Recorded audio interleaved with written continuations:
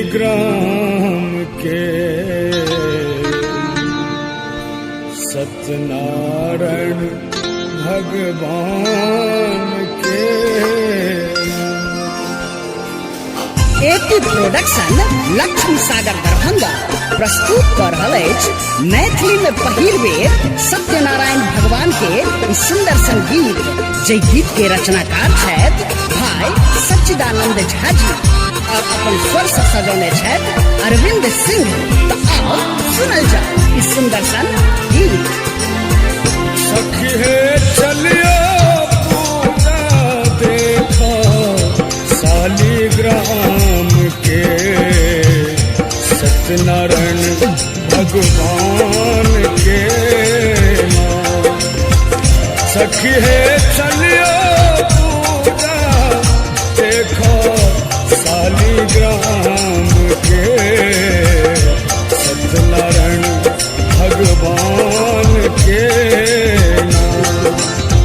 सखी है चलियो पूजा देखो शालिग्राम के सत्यनारायण भगवान के नाम।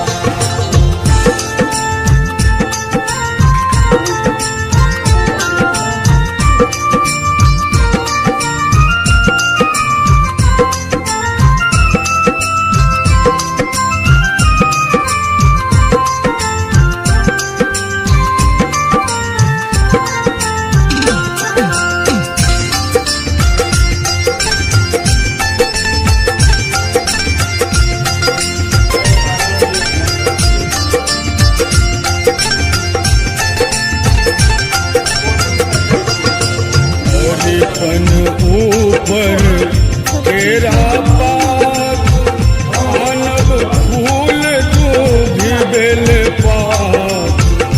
हरिपन ऊपर तेरा पात मानव फूल दूभी बेल पात।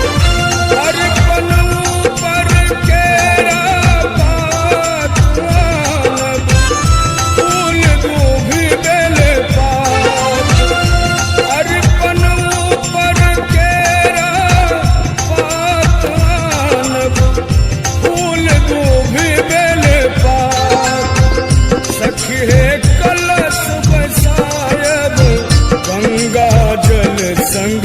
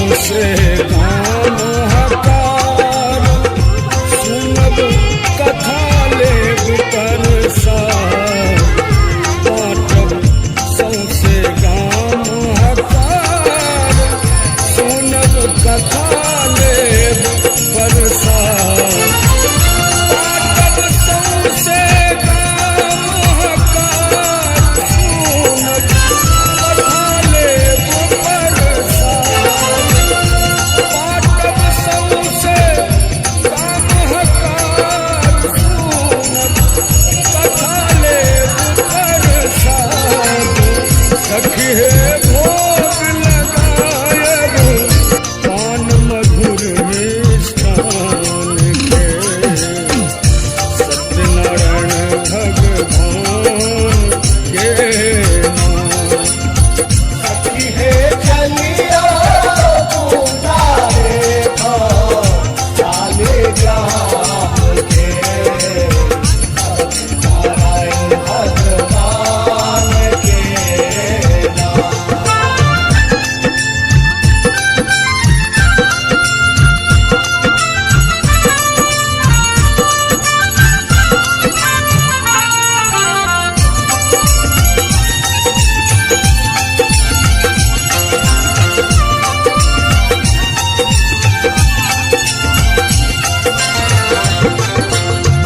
लिखल सचिदा नंदक गीत राखब अरविंदक स्वर में लिखल सचिदा नंद